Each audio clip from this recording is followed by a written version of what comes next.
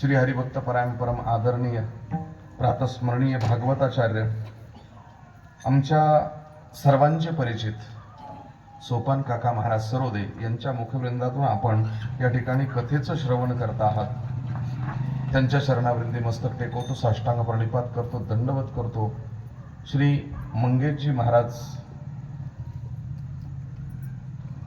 त्यांचीही खूप आग्रह होता, बाबा तारीख पाहिजे, आणि इथूनही बरेचसे फोन झाले होते। सर्वांना धन्यवाद देतो, सर्वांचे शरणी मस्तक साष्टांग प्रणिपात दंडवत वेळेत सोडतो, काळजी करू नका। आता तुम्ही कृपावंत साधू संत जीवलग गोमटे ते करा माझे भार ओझे तुम्हासी। मागण्याची गरज का पडावी?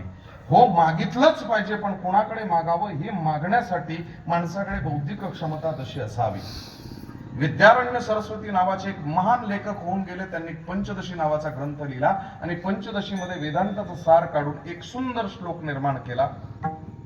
जीवाची अभिलाषा काय, जीव जन्माला येतो कशामुळे आणि त्याचं अंतिम ध्येय काय असावं, त्यावेळेस ते त्या श्लोकाला लिहितात। पूर्वते कर्म भोगाय कर्म कर्तुंश भुज्यते।